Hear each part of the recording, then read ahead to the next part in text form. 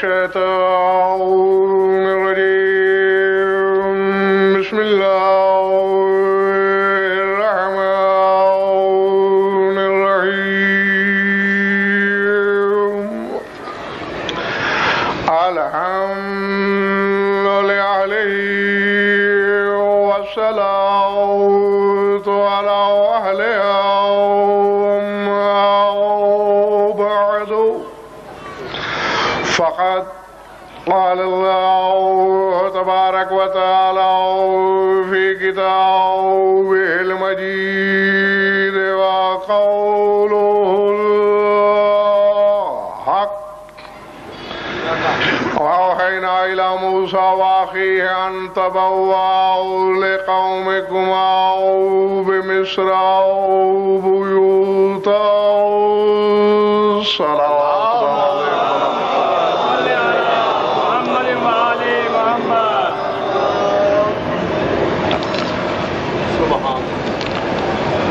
درود اس انداز سے پڑھیے کہ پڑھنے کو دل چاہے.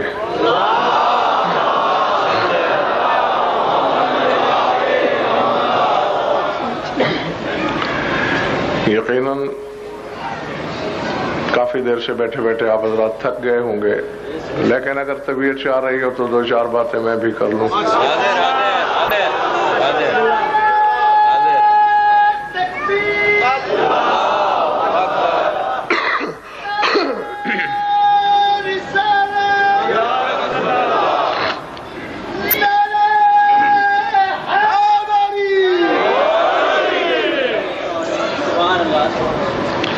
سورہ یونس سے ایک آیت پڑھی ہے میں نے.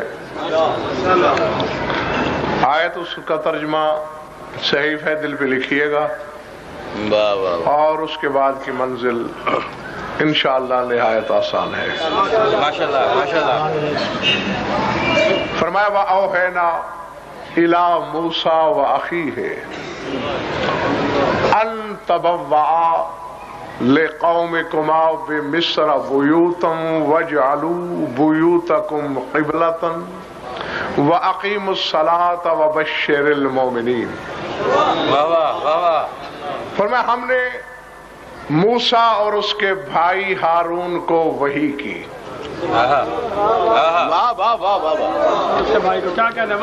کیا وحی کی؟ پھر ایک مرتبہ والا قبلہ نہیں، جاؤ سلام کرو اور گزر جاؤ. وَجَعَلُوا بُيُوتَكُمْ قِبْلَةً وَأَقِيمُوا الصَّلَاةَ. تمہارے گھر ایسے قبلہ ہونے چاہیے کہ جس کی طرف نمازیں قائم ہوں. اللہ اکبر. نہیں، ہزاروں کا اجتماع. میں تمہاری محبتوں کا شکر گزار ہوں کہ ان لمحات میں بھی تم بیٹھے اور پوری محبتوں کے ساتھ بیٹھے ہوئے ہو. تو اسی محبت اور عقیدت مودت کے ساتھ جاگ کے ایک فیصلہ کرو. قرآن کی آیت ہے، میدان کا فیصلہ ہے. آیت نہیں میری زبان کاٹ دو، ترجمہ غلط ہے مجھے گولی مار دو، ورنہ 2 + 2 4 کہنے کی عادت ڈالو، پھر میں گھونگھٹ میں کسی کو آٹا پھانکنے کی اجازت نہیں دوں گا. اللہ کہہ رہا ہے اے موسیٰ اور ہارون تمہارے گھر قوم کا قبلہ ہونے چاہیے. کیا موسیٰ کے وقت کوئی قبلہ نہیں تھا؟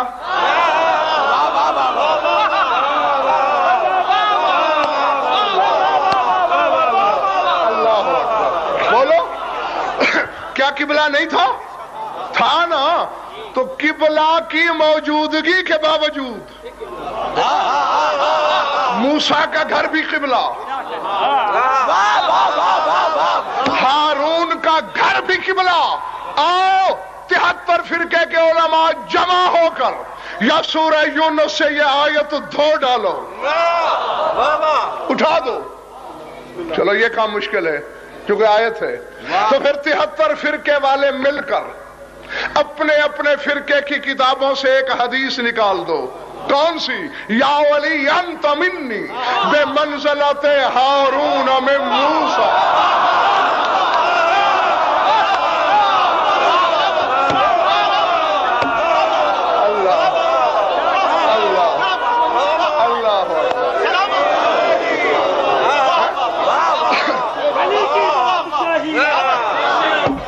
علی کی بادشاہی ہے، علی اس میں اعظم ہے، دبا کے ساتھ دل مولا، علی مولا، علی مولا، علی مولا، علی مولا، علی مولا۔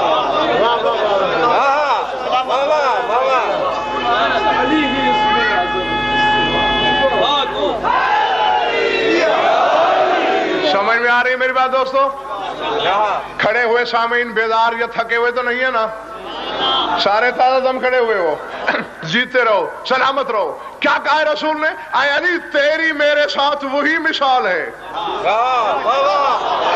جو ہارون کے ساتھ موسیٰ کی۔ یا آیت نکالو یا حدیث باہر کرو،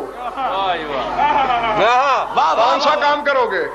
اور اگر کوئی نہیں کر سکتے تو میں ہر منکر خیبر شکن کی گردن پہ پاؤں رکھ کے یہ اعلان فخر سے کروں گا کہ اگر علی اور محمد ہارون اور موسیٰ کی مثلیں، تو جس طرح کل موسیٰ اور ہارون کے گھر بنی اسرائیل کا قبلہ تھے، آج ہر کلمہ گو کے لیے نبی اور علی کا گھر قبلہ ہے۔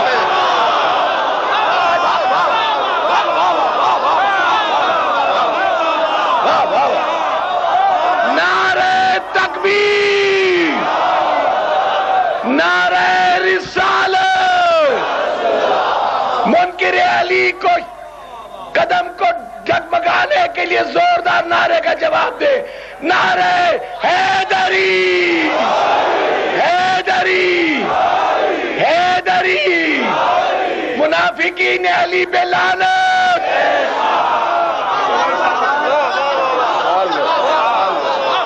جیتے رہو۔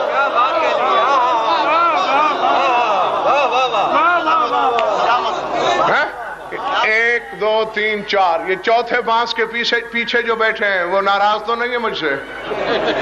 جیتے رہو۔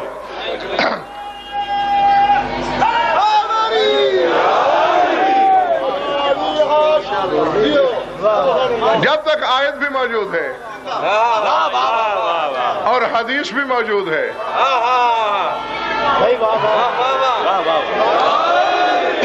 تو جس طرح بنی اسرائیل کے لیے ان دونوں کے گھر قبلہ تھے،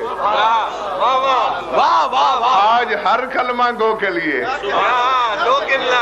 نبی اور علی کا گھر قبلہ، وہ بھی قبلہ کی موجودگی میں قبلہ۔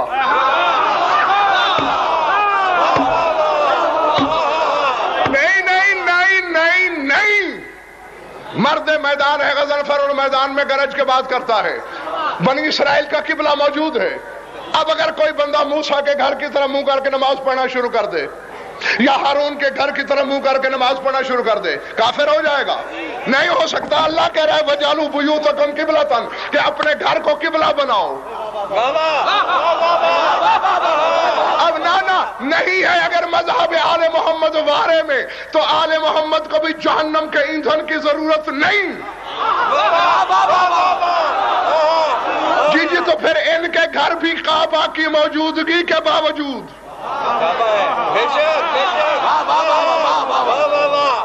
تمہیں سمجھ آئی ہو یا نہ آئی ہو، میں آج سمجھاؤں کہ وجہ کیا تھی۔ مولانا جعفر نقوی، کعبہ بیت اول تھا، قبلہ اول کیوں نہیں تھا؟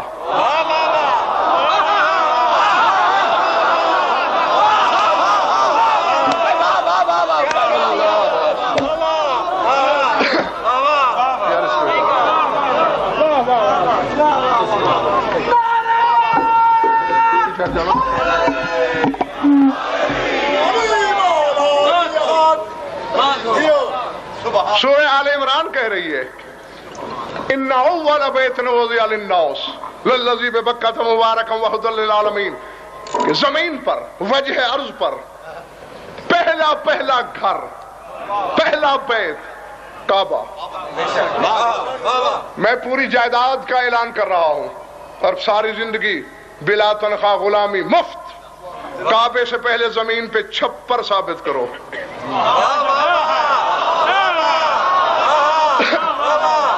ظہیر زیدی صاحب کوئی جھونپڑی ثابت کر دے، جائیداد بھی لے جائے اور بغیر تنخواہ کے مجھ سے نوکری بھی کروائے، نہیں، پہلا بیت ہی یہی ہے۔ چلو تم نے خود کہا ہے کہ ہم تھکے ہوئے نہیں ہیں تو اس لیے بتاتے ہی چلوں. عرش کا نام سنا ہوا نا؟ عرش اللہ نے 7ویں آسمان پر بالکل عرش کے موازی یوں نیچے ایک عرش کی شبیہ بنوائی جس کا نام رکھا ذرہ. کیا؟ ذرہ. اور اسی سے لفظ ذری ہی نکلا ہے. کہاں گئے تھے امام حسین کی ذری چومنے گیا تھا.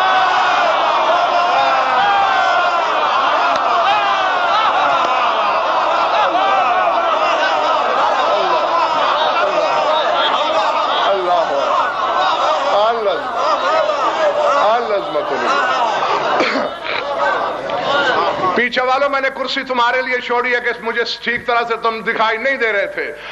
جیتے رہو. اب میری آنکھوں میں آنکھ ڈالنا. ذرہ اور یوں ہے عرش کے نیچے. حدیثوں میں آیا کہ اگر عرش کی چھت سے قطرہ ٹپکایا جائے پانی کا تو ذرہ کی چھت کے وسط میں سینٹر میں گرے گا. اور پھر شاید بھائی اللہ نے 4تھے آسمان پر اس ذرہ کے نیچے بالکل اسی کی شکل پر ذرہ کی ایک شبیہ بنوائی جس کا نام بیت المعمور رکھا اور اسے فرشتوں کا قبلہ قرار دیا.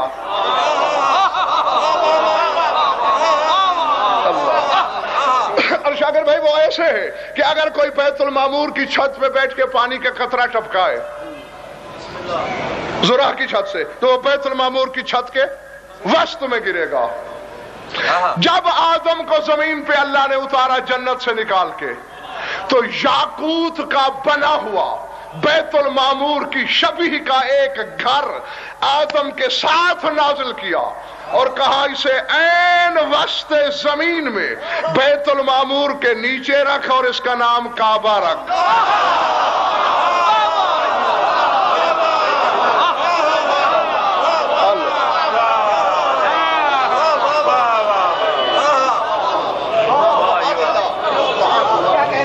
دیکھو میں نے تمہیں نعرے معاف کیے کیونکہ تمہیں بہت تھکایا گیا. تمہارے ساتھ بڑے بڑے ظلم ہوتے رہے. میں سن رہا تھا. ہاں میں تو یہاں 12 بجے سے بیٹھا ہوں. 12 بجے سے تمہاری قوت برداشت کو میں داد دے رہا ہوں. تو اس لیے میں نے تمہیں نعرے معاف کیونکہ تم نے اگر لنگڑا لولا نعرہ لگایا تو وہ میرا پڑھنے کا مزاج نہیں رہے گا. نعرہ لگائے گا دل کی مراد پائے گا. مل کے بولو دل سے بولو یا اللہ یا محمد. پائی نعرہ پائتنی سوالہ کنارہ حاضری. سننے کی نیت لے کے بیٹھے ہو تو یہ کیا ہے؟ کبھی ہیکل سلیمانی قبلہ ہے, کبھی بیت اللحم قبلہ ہے, کبھی مسجد اقصی قبلہ ہے. ایک کعبہ کیوں نہیں؟ اللہ میاں میرے تھکے ہوئے سامعین مومنین کو بتاؤ. آواز قدرت آتی ہے غضنفر اس لیے کہ اگر ہم کعبہ کو پہلے قبلہ بناتے اور پھر علی کو بھیجتے تو ٹکے ٹکے کے ملا کو بھونکنے کا موقع مل جاتا کہ کعبہ ولی گھر ہے, کعبہ علی گھر ہے. نہیں, اول بیت تھا, ہم نے اسے قبلہ نہیں بننے دیا تاکہ علی کے بعد بنے. زمانہ سمجھے علی قبلہ ساز ہے, قبلہ ولی ساز نہیں.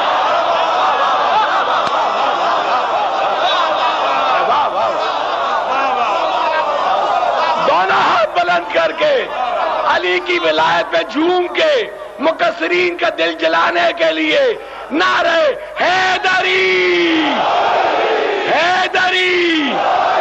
مقصرین پہ لعنت, منافقین علی پہ لعنت, دشمنان اہل بیت پہ لعنت.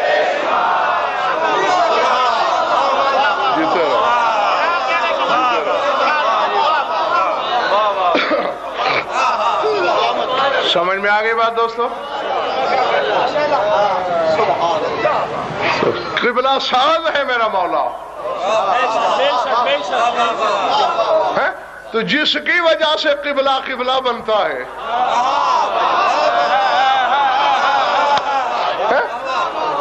جس میں وہ 3 راتیں رہے,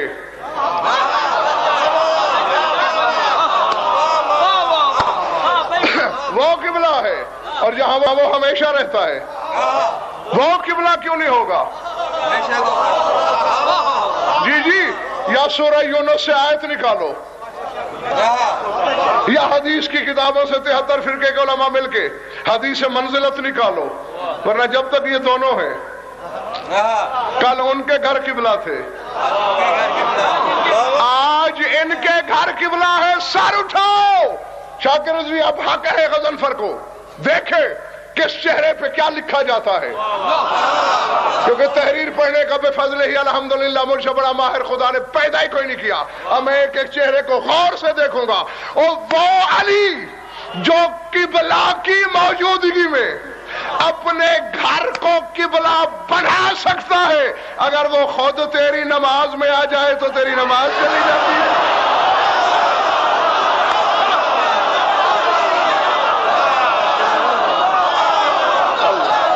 علی کی بادشاہی ہے، علی اس میں الہی ہے، ہر ایک میزان پہ تولا علی مولا، علی مولا، علی جو علی کو حق مانتا ہے دونوں ہاتھ اٹھا کر میں کہوں گا علی، آپ نے کہنا حق، علی علی علی علی علی علی علی علی علی، جنہوں نے نادی علی پڑھ کر، نادی علی سن کر ماں کا دودھ پیا ہے، ماں کے دودھ کا حق ادا کرو، دونوں ہاتھ بلند کر کے نعرہ حیدری۔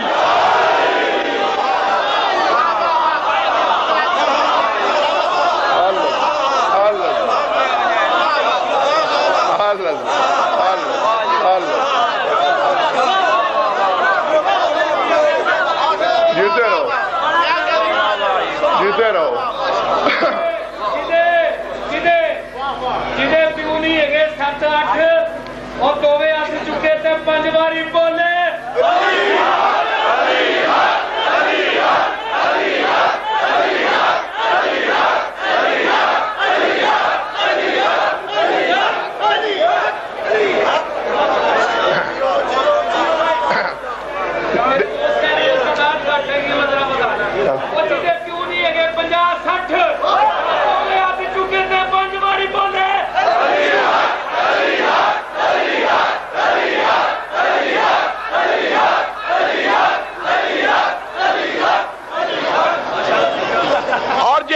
کرے شک، اس کے شجرے پہ ہے شک، علی حق، علی حق، علی حق۔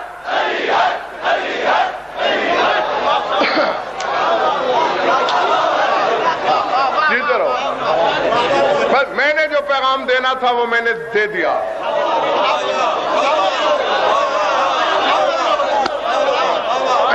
جیتے رہو، مجھے اپنی محنت کا پھل مل گیا، میں تم سے راضی، میرا اللہ تم سے راضی ہو، میرا مولا تم سے راضی ہو، میرا امام زمانہ تم سے راضی ہو۔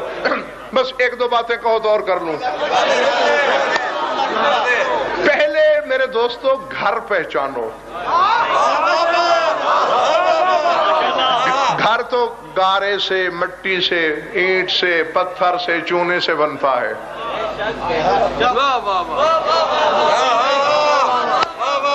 جن کے گھر کا گارا مٹی قبلہ ہو،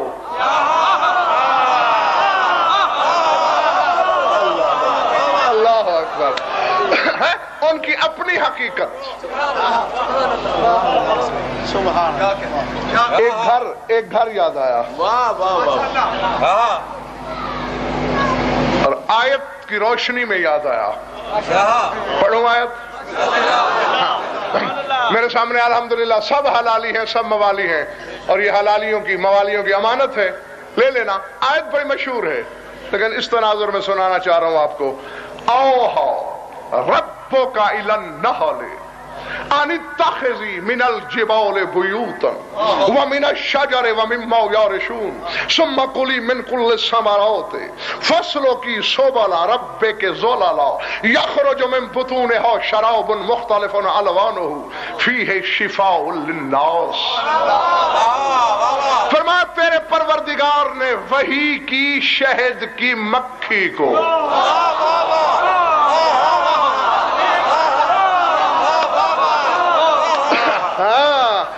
اب آئی سمجھ میں بات، تم تو ہارون کی وحی کو رو رہے تھے، اب شہد کی مکھی کو وحی ہو رہی ہے۔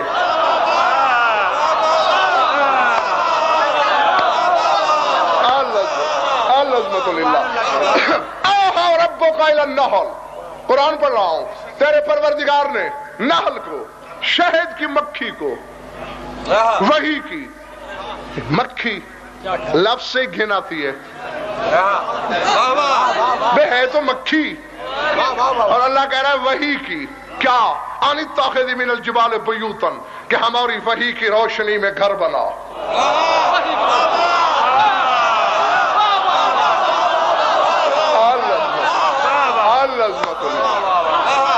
جی بنا، کہاں بناؤ مالک؟ من الجبال بیوتا، پہاڑوں پہ بناؤ، ومن الشجر، درختوں پہ بناؤ، ومما یعرشون، سیڑھیوں پہ بناؤ، چھتوں پہ بناؤ، بلند جگہوں پہ بناؤ۔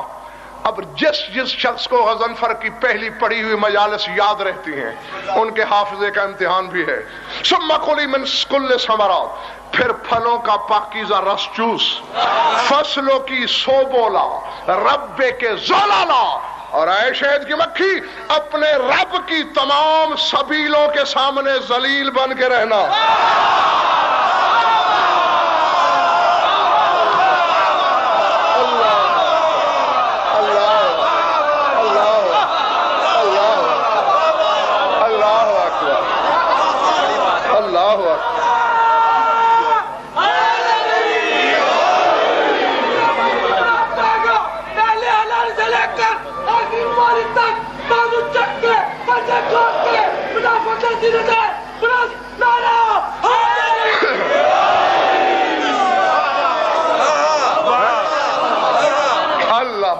سبیل واحد، سبیل کی جمع سوبل ہے، فصلوں کی سوبلا، رب کے زولالا، تیرے پروردگار کی جتنی سبیلیں بھی ہیں ان کے سامنے۔ اب یہ دہرانے کی ضرورت تو نہیں کہ سبیلیں کون ہیں، کیونکہ میں سبیل پر قرآن کی روشنی میں سرزمین پر کئی مجالس پڑھ چکا ہوں۔ پہلا لقب اما السبیل فی کتاب اللہ امیر المومنین، سبیل لقب ہے علی کا، تو اب بہت سی سبیلیں ہیں تو پھر علی کے بیٹے ہی ہوں گے۔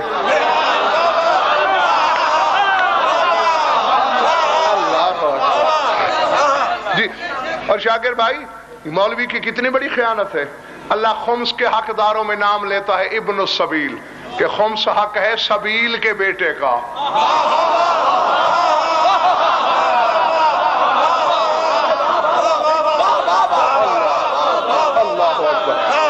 ہاں، اور مولوی کہتا ہے کہ مسافر کو دے دو، سمجھ میں آ رہی بات یا نہیں؟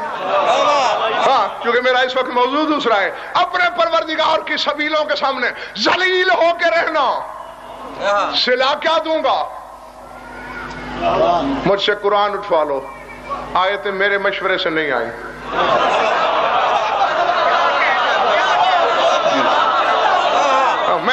میں قسم کھانے کے لیے تیار ہوں، میں نے نہیں کہا اللہ سے کہ میں نے لاہور والوں سے نعرے لگوانے تو آیت کو اس طرح بھیج، اس نے جو اپنی مشیت کے تحت چاہا وہ نازل کیا۔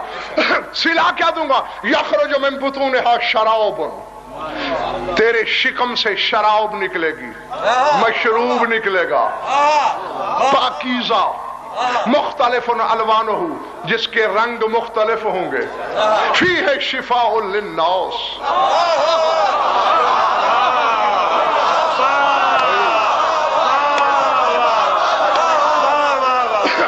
اس میں انسانوں کے لیے شفا ہوگی، شفا ہوگی۔ اور لاہور کے شیعہ سنی دوستو، قرآن کہہ رہا ہے کہ اگر مکھی بھی آل محمد کے دروازے پہ ذلیل ہو کے جھک جائے تو اس کا لعاب شفا ہو جاتا۔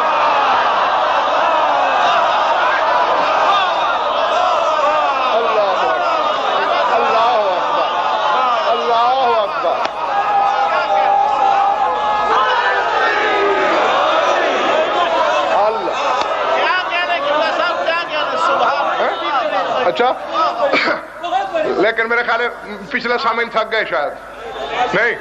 بہت بڑی بات ہے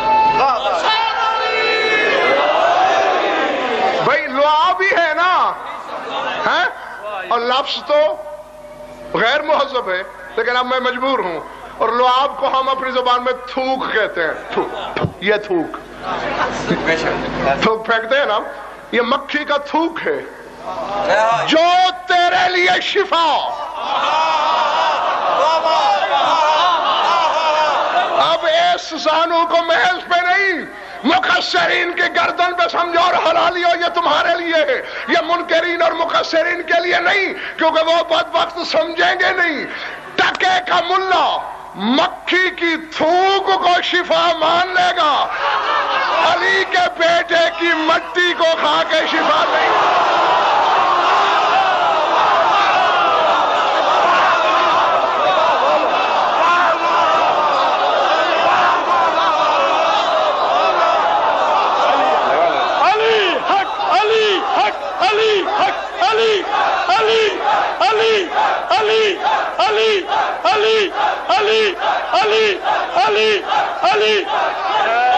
اور جو اس پہ کرے شک اس کے شجرے پہ ہے شک. علی حق، علی حق، علی حق. علی کے دشمنوں کے شجرے پہ شک. علی حق، علی حق، علی حق.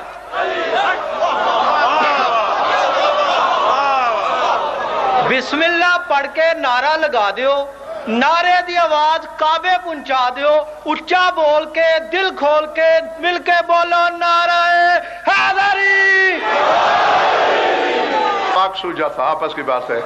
جب شاکر نعرے لگوا رہا تھا نا تو میرا دل جا کے یہیں سے پھٹ جاؤں، مگر پھر تمہاری امانت سمجھ کے واپس آ گیا میں. مکھی ہے، ان کے سامنے ذلیل ہو کے جھک گئی ہے.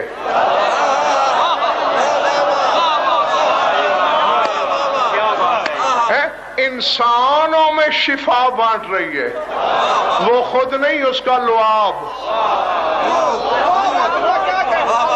اور جن کا دروازہ ہے وہ کیا ہوں گے؟ وہ کہاں تک شفا بانٹتے ہوں گے؟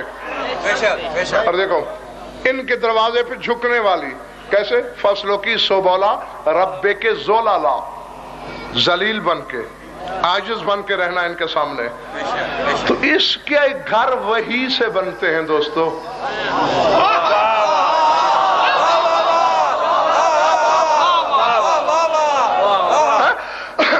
تو خود اہل بیت کے گھر کیسے ہوں گے؟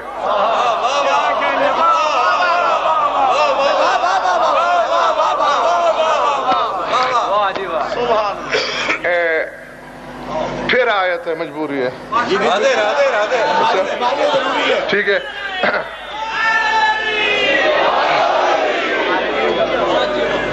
سورہ نور ہے. کون سا سورہ؟ ہاں، بڑی مشہور آیت ہے. میں پہلا حصہ یاد دلاتا ہوں اور پھر آخری پڑھتا ہوں. اللہ نور السماوات والارض مثل نورہ. اللہ کہتا ہے میں زمین و آسمان کا نور ہوں اور میرے نور کا ایک نمونہ بھی ہے.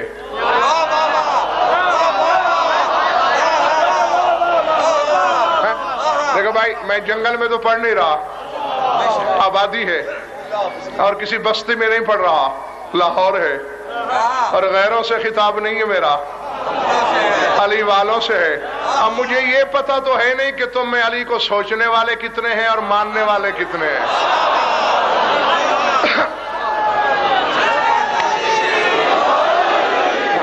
الحمدللہ مجھے سب ماننے والے دکھائی دے رہے ہیں یہاں. جو ماننے کا عادی ہے وہ میری طرف دیکھے. اللہ کہتے ہیں میرے نور کا ایک نمونہ ہے، اور نمونے کا تو تم سمجھتے ہو کہ کیا ہوتا ہے. گو کہ ہوتا تھوڑا سا ہے لیکن ہوتا اسی جیسا ہے جیسی جنس ہوتا.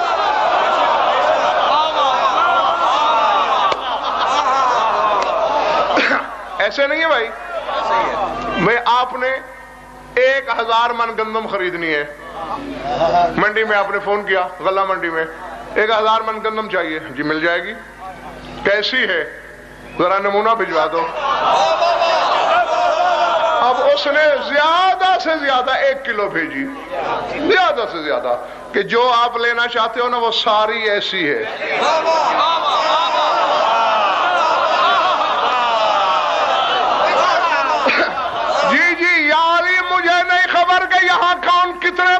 جلی میں ہے.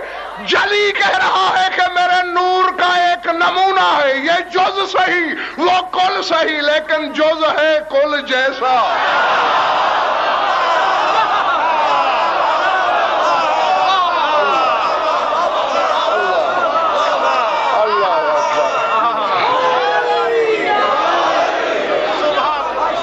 جیتے رہو. اچھا ہاں یہی لمبی آیت ہے. مثلا نور کا مشکات فیہا مصباح ہے، میں ساری نہیں پڑھ رہا. آخر میں اللہ میاں یہ تیرے نور کا نمونہ کہاں ملتا ہے؟ گندم کا نمونہ تو غلہ منڈی میں ملے گا. تیرے نور کے نمونے کو کہاں ڈھونڈے؟ قرآن ہے بھائی، مجبوری ہے میری. اللہ کہہ رہا فی بیوتن، بالکل اگلا حصہ آیت کا.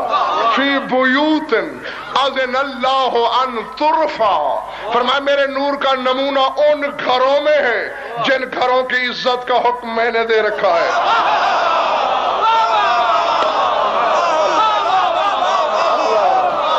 اللہ اکبر، اللہ جی.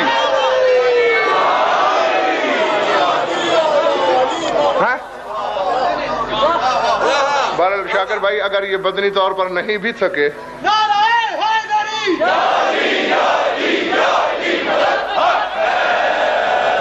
کیونکہ اب ان کا نعرہ سکڑتے سکڑتے 2.5 بانسوں تک آ گیا ہے. میں پورے بانسوں تو دکھاتا ہوں آپ کو. اپنے دل بیت کی جمع بیوت ان گھروں میں جن کی عزت کا حکم میں نے دیا ہے اور جن میں بے اذن داخلے کی اجازت میں نے نہیں دی.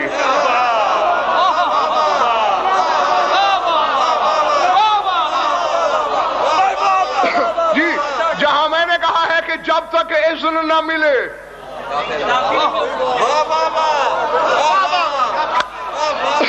اور نہیں ظاہر ریاضی صاحب اجازت کا معیار کیا ہے؟ شاید ہاں حدیث کے ساتھ پڑھتے ہو، اکثر گھروں میں ہر شب جمعہ پڑھی جاتی ہے. اور میں نے پہلے بھی غالباً تمہیں بتایا ہے یہ کہ تمہارے زمانے کا امام کہتا ہے جس گھر میں حدیث کی ساتھ پڑھی جائے میں بن بلائے اس گھر میں آتا ہوں. جی ہاں یہ اس سے بڑی عزت اور کیا ہوگی اس گھر کی ہے کہ سلطان مملکت احدیت اس گھر میں بن بلائے تشریف فرما ہو جائے. ہاں تو پڑھا کرو، اس سے بڑی بابرکت چیز کوئی نہیں ہے. تو اس میں یہ پڑھتے نہیں ہو؟ جب جبریل نے پوچھا چادر کے نیچے کون ہے، اللہ نے تعارف کرایا. میں وہ ساری بات دہرانا نہیں چاہتا، وہ جملہ جو میرے مضمون سے مربوط ہے وہ سنانے لگا ہوں. پھر جبریل نے اللہ سے یہ نہیں کہا تھا شاد باش جیتے رہو، یہی حق ہوتا ہے سننے کا. اتاذن لی یا رب ان اہبط الی الارض لاکون معهم سادسا تحت الکساء، پالنے والے مجھے اذن ہے، مجھے اجازت ہے میں زمین پہ چلا جاؤں، چادر اٹھا کے ان کے ساتھ چھٹا ہو جاؤں.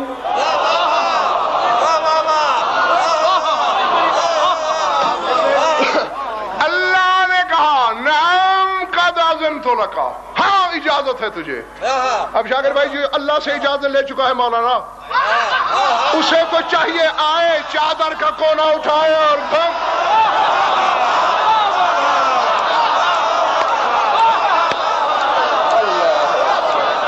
اللہ اکبر جیتے رہو. یہی ہے نا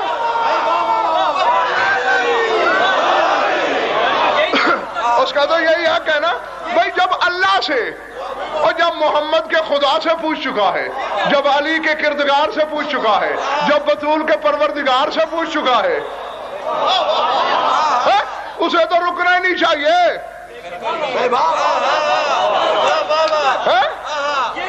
اللہ وہ تو زن سے زمین پہ آئے، کونا اٹھائے اور دھم سے اندر. لیکن مجھے نہیں خبر کہ کس کے کلیجے میں دراڑ آ جائے گی اور کس کے گالوں پہ بہار آ جائے گی. سر اٹھانا لفظ یہ ہے حدیث کسا کے چارپائی کے قریب آ کے رک گیا، سر جھکا کے کہہ رہا ہے ان اللہ یقرئک السلام و یخصک بالتحیۃ والاکرام، اللہ نے آپ کو سلام بھیجا ہے، تحیہ اور اکرام سے نوازا ہے. وقد اذن اللہ لی ان ادخل معکم تحت الکساء، اور اللہ نے مجھے اجازت دی ہے کہ میں چادر کے نیچے آ جاؤں. فہل تاذن لی انت یا رسول اللہ، یا رسول اللہ آپ کی اجازت ہے؟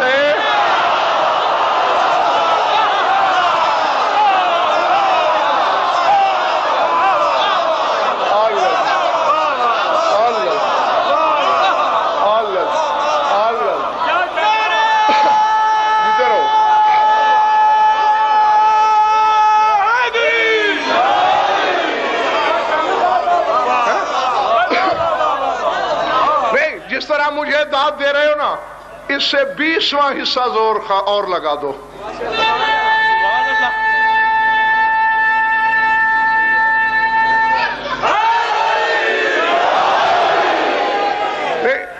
میرے بیٹے جیتے رہو، خدا تمہیں زندگی اور صحت دے، لیکن میں نے نعرے کے لیے نہیں کہا تھا. میں نے کہا جتنی داد دینے پہ زور لگائے نا، اس سے 20واں حصہ بھی نہیں لگے گا. میرا ساتھ دو. جبریل سے پوچھیں، جبریل کیا ہو گیا ہے تجھے؟ میں کسی کو کوئی کام کرنے کی اجازت دے دوں، پھر وہ میرے بیٹے سے نہیں پوچھتا.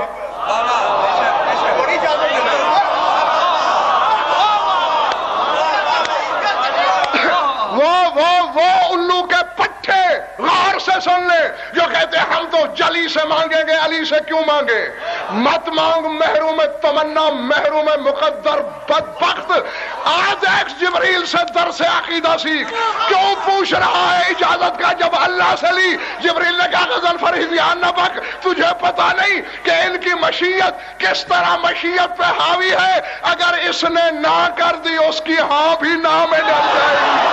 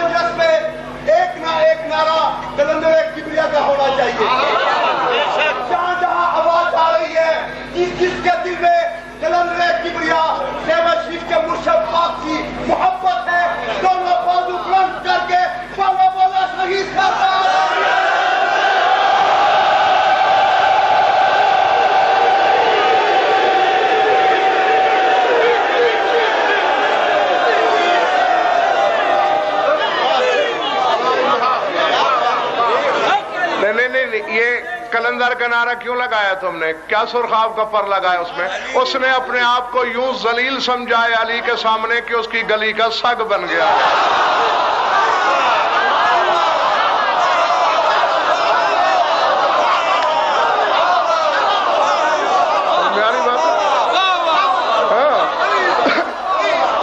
اور چونکہ علی کسی کا ادھار رکھتے نہیں،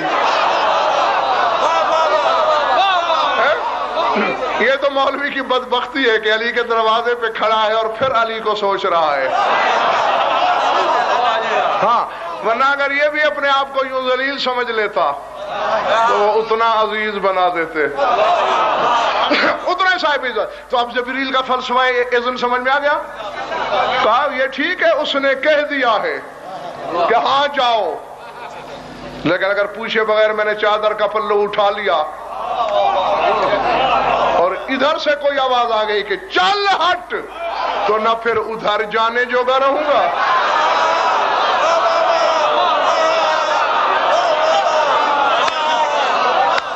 اللہ جی بے شک نہ مانگ علی سے، علی کو کیا فرق پڑتا ہے؟ ہاں یہ سوچ لے اللہ دینے پہ آمادہ ہو بھی جائے اور اگر یہ کہیں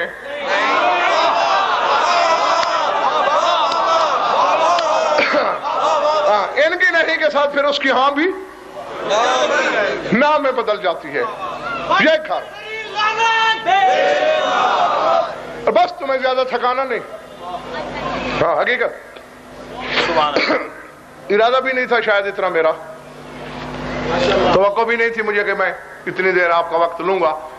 یہ جتنا بھی پڑھا آپ کی محبت کی وجہ سے پڑھا، آپ کے ربط روحانی کی بنیاد پر پڑھا. ہاں انشاءاللہ انشاءاللہ. میری طرف دیکھنا، بات بھولی تو نہیں؟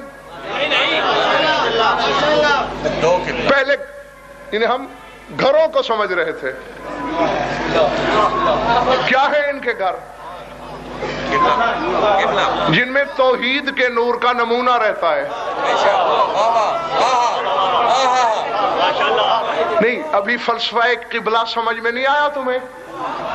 بھی کعبہ اس لیے قبلہ کہ اللہ کا گھر، اور ان کے گھر اس لیے قبلہ کہ اس میں توحید کے نور کا نمونہ. تو معلوم ہوا گھر خدا کا ہو یا اس کے نور کے نمونے کا برابر ہوتے ہیں. تو گواہیوں کے لیے بھی یہی معیار سمجھو، گواہی خدا کی ہو یا اس کے نور کے نمونے کی ہو.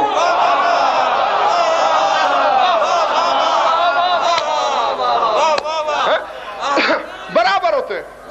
اور اچھا آپ نے دیکھا یہ جو کعبہ نامی قبلہ ہے تمہارا، اس میں علی آئے، قرآن حقیقت بن کے آئے، مصحف مشیت بن کے آئے، وارث میراث الہی بن کے آئے، اللہ کے گھر کے وارث بن کے آئے. آؤ پھر ایک دفعہ پیچھے لے جاؤں اور پھر سرحد حقیقت تک پہنچاؤں، نتیجہ دوں، بیان سمیٹوں. عرش اس کی شبیہ کیا تھی؟ ذرہ. آپ یاد رکھ لینا، آئندہ نہ بھولے. ذرہ، اور جسے میں نے بتایا تھا کہ لفظ سے زری نکلا ہے. ہاں زری یعنی زری ہے کیا؟ ان کی قبروں کے اوپر ایک جالی، اسے اللہ عرش کی شبیہ کہتا ہے. تو اللہ جانے جو زری کے مالک ہیں وہ نگاہ الہی میں، وہ میزان علم کبریائی میں کیا ہوں گے؟ عرش. اور یہ بھی میں آپ کو غالباً بتا چکا ہوں کہ یہ جو عرش کرسی دو لفظ سنتے ہو نا، یہ کوئی اس قسم کی کرسی نہیں ہے واسع کرسی ہو السماوات والارض کہ جس نے ساتوں آسمان اور ساتوں زمینوں کے گھیرے میں لے رکھا ہے. در حقیقت انتہائے زمان کا نام ہے کرسی. جہاں زمان ختم ہو جائے اور لا زمانی شروع ہو وہ کرسی ہے. اور جہاں مکان ختم ہو جائے اور لا مکانی شروع ہو وہ ہے عرش. تو عرش کی شبیہ ذرہ کی بیت المعمور، بیت المعمور کی کعبہ. عرش کی شبیہ ذرہ کی شبیہ بیت المعمور، بیت المعمور کی شبیہ. شاگردی میرا دماغ خراب ہو گیا، میں بار بار دہرا رہا ہوں. عرش کی شبیہ ذرہ کی شبیہ بیت المعمور کی شبیہ کعبہ. یہ کیوں؟ یہ شبیہ کا دورہ کیوں پڑ رہا ہے مجھ پر؟ اس لیے کہ میں چکر میں ہوں، میری مشکل آسان کرو. جس اللہ کے دین کی عمارت ہی شبیہوں پہ کھڑی ہے وہ قیامت کے دن مجھ سے پوچھے گا کہ شبیہ کو کیوں چوما تھا.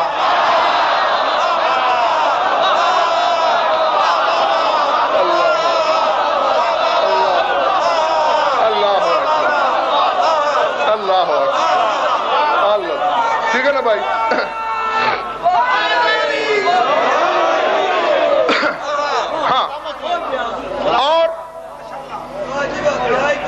مولانا جعفر رضوی کائنات کے اوپر لا مکانی کے وسط میں ہے عرش، اور ساتویں آسمان کے سینٹر میں وسط میں ذرہ، بالکل اس کے نیچے یوں، اور چوتھے آسمان کے سینٹر میں بیت المعمور، اور بیت المعمور کے نیچے زمین کے وسط میں مشرق مغرب شمال جنوب چاروں طرف سے پیمائش کر لو کعبے کی، 1 سینٹی میٹر کا فرق نہیں. کیوں؟ شاید وجہ اللہ کہہ رہا ہے سورہ حج میں کہ سواء العاکف فیہ والباد، کہ ہم نے کعبے کو زمین کے سینٹر میں اس لیے بنایا کہ چاروں جانب بسنے والی مخلوق کا حق برابر ہو. یعنی جو ادھر انتہائے زمین سے آئے برابر، جو ادھر سے آئے برابر، جو ادھر سے آئے برابر، جو ادھر سے آئے برابر. اور اب میں لاہور والوں پاگل ہو جاؤں گا، شیعہ سنی کتابیں بھری پڑی ہے کہ ولد علی فی جوف الکعبہ، کہ 13 رجب کی رات علی کعبے کے سینٹر میں آئے.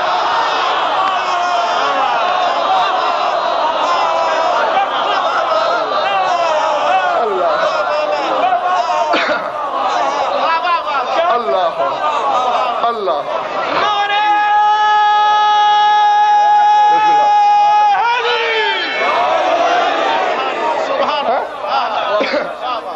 تو نہیں گئے ہو؟ تھک گئے ہو تو باقی ادھار کر لیتا ہوں. اچھا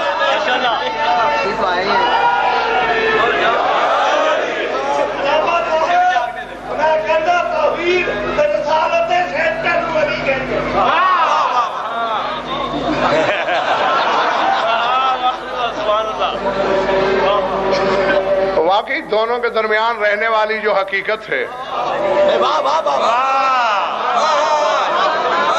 دونوں کے درمیان رہنے والی حقیقت علی ہے. شب معراج تم نے دیکھا نہیں؟ جلی اللہ جانے کہاں تھا، نبی او ادنا پہ تھا، درمیان میں جس کا ہاتھ گردش میں تھا.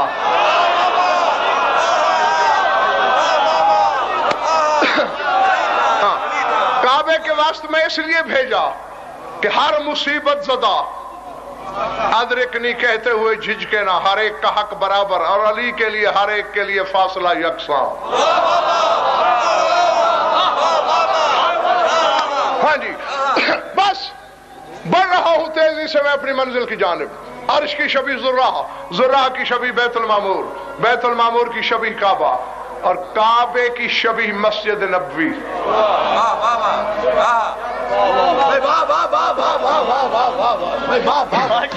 ہاں جی میری طرف دیکھنا، بس بڑی جلدی چھٹی دینے والا ہوں میں تمہیں. کعبے میں علی خود آئے نا، اور کعبے کی شبیہ مسجد نبوی. جاؤ جس مسلک سے تمہارا تعلق ہے، میری بات پہ بھروسہ نہیں نہ صحیح، اپنی پسند کے عالم سے پوچھنا. شیعہ اپنی مرضی کے مولوی سے پوچھیں، سنی بھائی اپنے مرضی کے مولوی سے سوال کر لیں کہ جب تیرے رسول نے یہ مسجد بنوائی تھی، وسط میں مسجد تھی، اس کے چاروں طرف گھر تھے،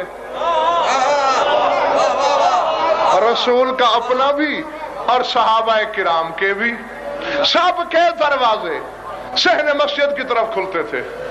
جاگنا.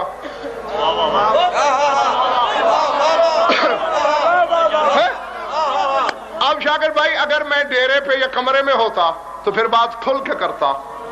ہاں اب میں اشارے میں بات کروں گا اور تم سمجھنے کی کوشش کرنا. لوگوں نے اس کیفیت میں بھی مسجد سے گزرنا شروع کر دیا جس میں گزرنا نہیں چاہیے تھا. غیرت الہی پہ تازیانہ پڑا، فوراً وحی آ گئی. میرے حبیب سب دروازے بند سوائے 2 دروں کے.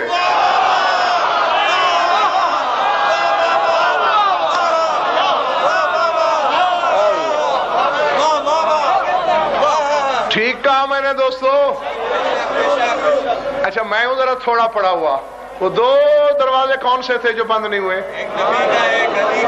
ایک نبی کا، پیچھے والوں علی کا.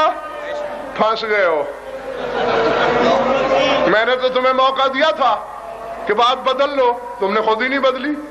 سارا مجمع بول رہا ہے کہ دوسرا علی کا، علی کا، تو اب پھنس گئے ہو. جی اور شاگر بھائی 2 جوڑیاں بولی رسول کے سامنے، اور دونوں کا بزرگی کا رشتہ تھا رسول کے ساتھ. 2 رسول کے چچا بولے اور 2 سسر بولے.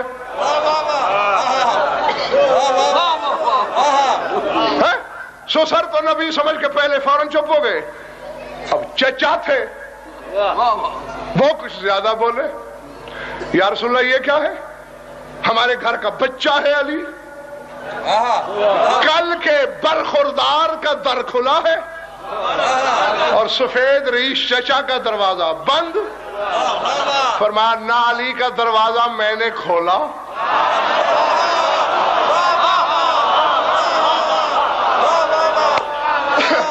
اور چچا جان نہ آپ کا دروازہ میں نے بند کیا. اگر مجھے اللہ کا نبی سمجھتے ہو تو میں تو وحی الہی کے بغیر لب جنبش میں نہیں لاتا. اس کے حکم سے میں نے ایسا کیا. عباس چچا تھا، ایک روشن دان رکھنے دے، اجازت نہیں. حمزہ اٹھا. تو اور میں تو جوڑی وال ہیں، صرف میں 2 سال بڑا ہوں تم سے. تو اور میں رضائی بھائی بھی ہیں، چچا بھتیجا بھی ہیں، دوست بھی ہیں، یار بھی ہیں. ایک سوراخ ہی رکھنے دے. فرمایا حمزہ انگشتری کے برابر بھی نہیں. کیوں کہ جس حالت میں تمہارا گزرنا اللہ کو پسند نہیں، اس حالت میں میری پاکیزہ مسجد کے سین میں تمہاری نظر ڈالنا بھی اللہ کو پسند نہیں۔ کہا علی کا کیوں چھوڑ دیا؟ اب آؤ خدا کے لیے کربلا گاہ میں شوالو، میرا دماغ خراب ہو رہا ہے، فیصلہ کرو۔ بھری پڑی ہے 73 فرقے کی کتابیں۔ رسول نے کہا لا یحل لأحد منکم ان یجرب فی مسجدی الا انا وعلی، فرمایا تم اس مسجد میں اس حالت میں گزر نہیں سکتے، میں اور علی اس مسجد میں بچے پیدا کر سکتے ہیں۔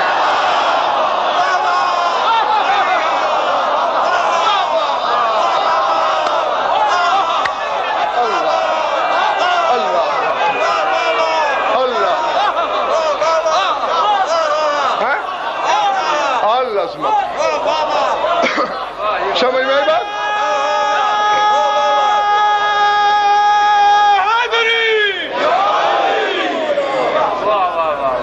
بھائی جس طرح علامہ صاحب ہمارے زنگ آلود ذہنوں سے زنگ اتار رہے ہیں، ہمارا یہ عقیدہ ہونا چاہیے اور ہماری یہ دعا ہونی چاہیے۔ تو میں اللہ سے اکیلے بات کرتے ہوئے ڈر لگ رہا ہے مجھے، ساتھ دو گے میرا؟ پالنے والے یہ چکر کیا ہے؟ یہ تو عدل کے خلاف ہے۔ ایک کے لیے اتنا سوراخ نہیں، دوسرا تیری مسجد میں بچے پیدا کر رہا ہے، یہ عدل الہی ہے۔ یا اللہ کے عدل کو داغدار کر کے شرک کا تمغہ جرت سینے پہ لگا، میں تیرے ایمان کی سج دج دیکھوں، ورنہ ماننا پڑے گا جن کے بچے نطفے سے پیدا ہوتے تھے ان کے در بند کر دیے، اور جن کے بچے نازل ہوتے تھے ان کے دروازے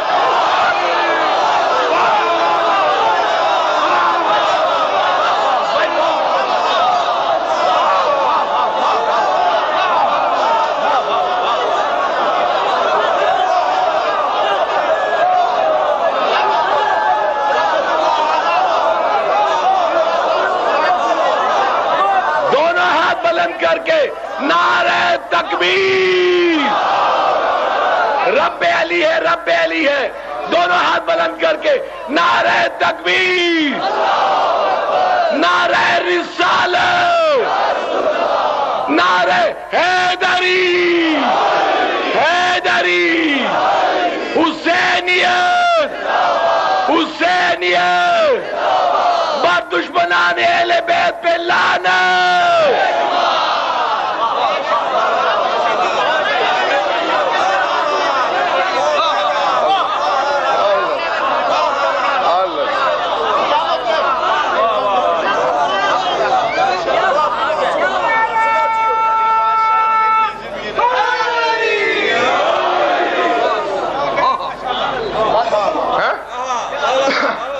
جو نطفے کے لوگ تھے، جس کے خاندان کے بچوں کی آمد کا مقابلہ رسول کے خاندان کے بڑے نہیں کر سکتے،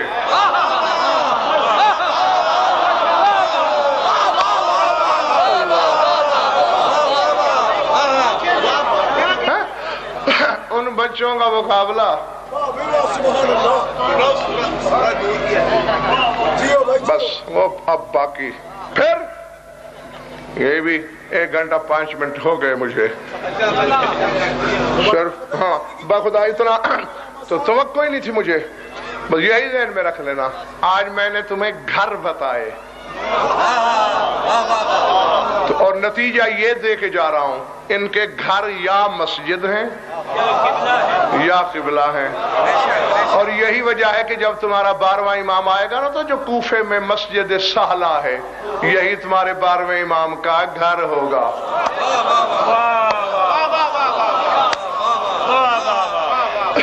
اور پھر پتہ چلے گا کہ بشر کس کو کہتے ہیں اور حجت کس کو کہتے ہیں۔ درود پڑھ لو مل کر بابا بے قلم۔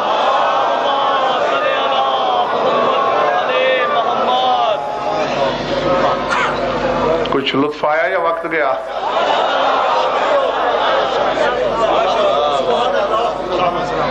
میں اپنی داد کے لیے نہیں پوچھا کرتا،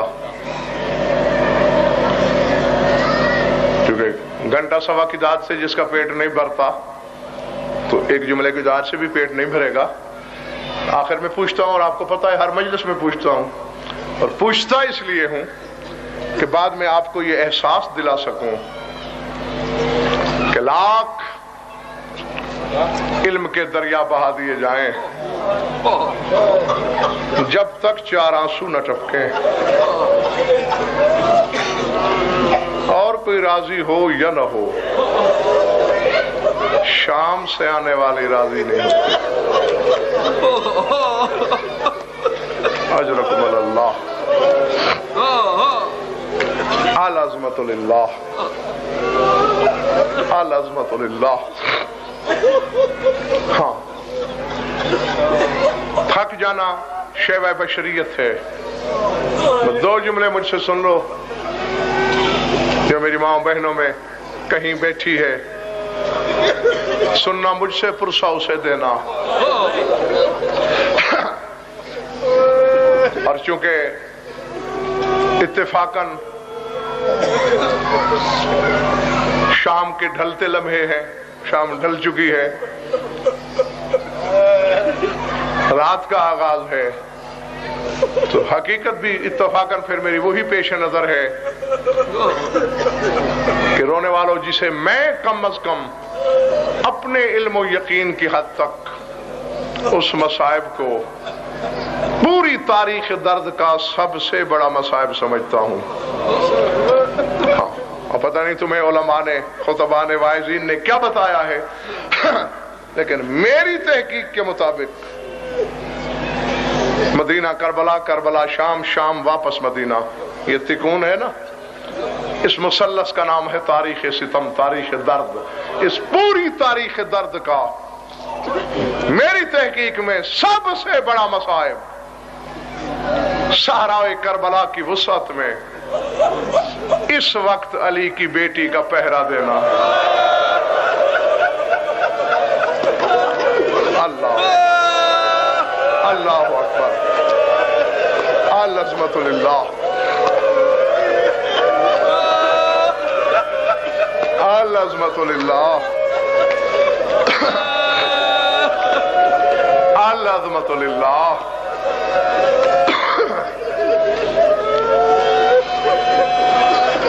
رو پڑے ہو، کچھ کی چیخیں نکلی، کچھ نے رانوں پہ ہاتھ مارے، کچھ سینے پہ ماتم کرنے لگے،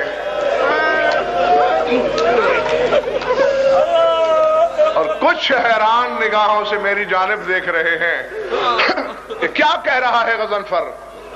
شام غریباں کا پہرا کیا یہ اکبر کی برچھی سے بڑا مصائب ہے؟ کیا یہ عباس کے شانوں سے بڑا مصائب ہے؟ کیا یہ اصغر کی پیکان سے بڑا مصائب ہے؟ کیا یہ لاشوں کی پامالی سے بڑا مصائب ہے؟ لاہور والوں، میری کیا جرت، میری کیا مجال میں کہوں کہ یہ مصائب چھوٹا ہے اور یہ بڑا ہے. ہر مصیبت سب سے بڑی ہے، لیکن میری دلیل کی رد دنیا کے کسی عالم کے پاس نہیں. بے شک ساری مصیبتیں بڑی ہیں، لیکن کسی مصیبت کی گھڑی میں علی نجف چھوڑ کے کربلا نہیں آئے. علی نے نجف اس وقت چھوڑی جب زینب کی آواز سنی. اللہ اکبر، اللہ اکبر، اللہ اکبر، العظمت للہ. بی بی تمہارا پرسہ منظور کرے، میرے پاس سوائے دعا کے کچھ نہیں. صلہ مجلس کی مالکہ کے پاس ہے اور یقیناً تمہاری امانت کے طور پر محفوظ ہے. ایک ٹیلے کی اوٹ میں بچے کھچے یتیم جمع کیے بی بی نے. اللہ اکبر. ایک فکرہ کہنے لگا ہوں، شاکر رضوی بانی مجلس ہونے کی حیثیت سے مجھے اجازت دے دو کہنے کی، اور اگر عزاداروں کی سمجھ میں آ گیا تو قبر میں بھی ماتم کرنے کے لیے کافی ہے، اور پھر مجھے آگے کچھ پڑھنے کی ضرورت ہی نہیں. ہر پڑھنے والا پڑھ دیتا ہے. شامی لوٹنے کے لیے آئے، شامی لوٹنے کے لیے آئے. آؤ میرے سر پہ قرآن رکھو، یہ لوٹنے کے لیے نہیں آئے. ہاں، اگر یہ پیدل آتے تو میں سمجھتا لوٹنے آئے تھے. یہ حرام زادے گھوڑوں پہ سوار ہو کے آئے، اور گھوڑے ایک طرف سے نہیں آئے تھے، ادھر سے بھی دوڑے تھے، ادھر سے بھی دوڑے تھے۔ ان کی تو کوشش تھی جو تلوار سے بچ گئے ہیں وہ اس طرح مر جائیں۔ یہ علی کی بہوؤں بیٹیوں کو لوٹنے نہیں آئے، مارنے آئے تھے۔ اللہ اکبر۔ اور تم دیکھو علماء کے سروں پہ قرآن رکھ کے پوچھنا، تیری لاہور والی بی بی کی ایک بیٹی ہے، عمر اس کی 6 برس ہے، نام عاتقہ خاتون ہے، یہ خیمے کے دروازے پہ کھڑی تھی، میرا ہے اشارہ اگر سمجھ میں آ جائے۔ ادھر سے بھی گھوڑے دوڑ رہے تھے، ادھر سے بھی۔ اب اللہ جانے بچی دہشت زدہ ہو گئی یا کوئی دوسرا راز تھا کہ بچی اپنی جگہ سے نہیں ہل سکی، ادھر کے گھوڑے ادھر گزر گئے، ادھر کے گھوڑے ادھر گزر گئے۔ اور لاہور والوں جب گرد بیٹھی، زینب ایسے آئی جیسے نشیب میں پانی آتا ہے۔ اللہ اکبر، اللہ اکبر، اللہ اکبر۔ اب جس کے سینے میں پتھر کا ٹکڑا نہیں ہے اور گوشت کا دل ہے، وہ میرا اشارہ بھی خدا کے لیے سمجھے تاکہ مجھے اوریا لفظ استعمال نہ کرنا پڑے۔ بی بی شہباز کی طرح جھپٹی عاتقہ کی لاش پر۔ اب اشارہ سمجھنا، بلا تشبیہ بچی کے سرانے آئی، ادھر سے اٹھانے کی کوشش کرتی ہے، پھر پاؤں کی طرف آتی ہے، ادھر سے اٹھانے کی کوشش کرتی ہے، پھر سر کی طرف آتی ہے، پھر پاؤں کی طرف، پھر سر کی طرف، پھر پاؤں کی۔ اب میں تمہیں اس سے بڑا مصائب کیا سناؤں گا؟